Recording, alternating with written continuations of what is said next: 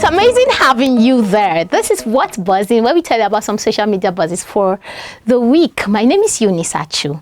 Now, the sentencing of popular cross-dresser Idris Okuneye, also known as Bobrisky, to 6 months in jail without the option of paying a fine for defacing the naira reverberated across social media space, eliciting controversy, especially after several videos emerged showing prominent Nigerians engaging in the same act, including the governor of Niger State, Muhammad Umar Bago, who was seen in a viral video throwing words of naira notes to residents as he drove along the streets of Minna, the Niger State capital. Since the emergence of that video, the question on the lips of many Nigerians has been, will the EFCC display the same zeal with which they arrested and prosecuted Bobrisky so as to deter government officials and politicians from defacing the naira? Although the governor enjoys immunity from prosecution while in office, the arrest and sentencing of Bobrisky by the EFCC and the court has come under heavy criticism, especially given that Bobrisky was a first-time offender and had also pled guilty to the charge. Well, Cubana chief priest, the social media influencer, was also involved with the EFCC for same situation, but pleaded not guilty and granted 10 million naira bail. Some Nigerians have described the action of the anti-graft agency as abuse of power, regardless who is at the receiving end. Well, reacting to this is Kola, who said, the law is effective in punishing the abusers of naira, but the law is toothless in punishing the thieves looting the treasury.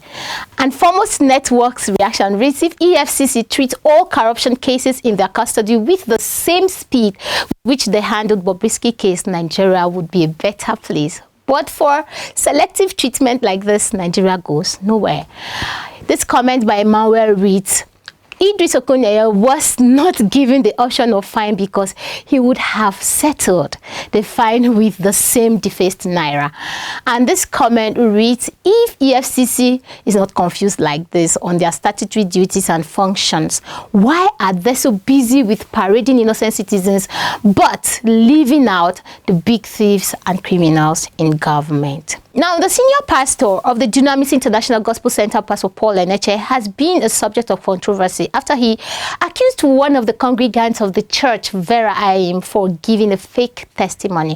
During a service, Anyim testified in front of the congregation how she became the first graduate in her family, stating that despite the challenges she had faced in life, God made it possible for her to graduate with a law degree from National Open University of Nigeria. The pastor asked which kind of law degree, to which I answered BSc in law. Enenche immediately called her a liar, stating that there is nothing as BSc in law. It's possible she experienced stage fright that led to her response, but it turned out she actually graduated, and the pastor apologized for embarrassing her like that. But netizens will have a say. You know, they will always have a say in everything. So, and this comment from John reads, on Mrs. Anyim, kudos to her for persistence in making sure she graduated against all odds, including her age, family challenges, sicknesses. Her testimony could be a way of God showcasing her and setting her up for a new level in spite of the public humiliation. All things work together for good. Well, the next comment said the pastor shouldn't have embarrassed her regardless. He could have corrected her mistake in a nicer way. And this comment said, at one point, I thought it was unnecessary to embarrass her like that, but on the other hand, the fact that he called it out was also good, so people don't see it and call it out later. In the course of the week in the United Arab Emirates, heavy thunderstorm rains caused the cancellation of several flights and significant damage across the country. According to the National Centre of Meteorology, it was the largest amount of rainfall over a 24-hour period since records began in 1949. Homes and roads were flooded and partially submerged cars were left abandoned.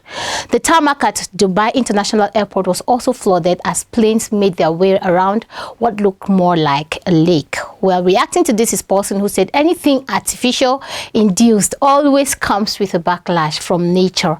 Girls with BBL, you'll be sorry in the coming 10 years. How about now? How can you just drag that one to this one? Dr. Njoko Raymond said, thank God no building collapsed, no record of lives lost, no displaced residents and family. A country that works and has value for human lives. With that comment, we have come to the end of What's Buzzing today. I hope you had fun watching. My name is Unisachu, and until I see you again, bye for now. Please stay safe.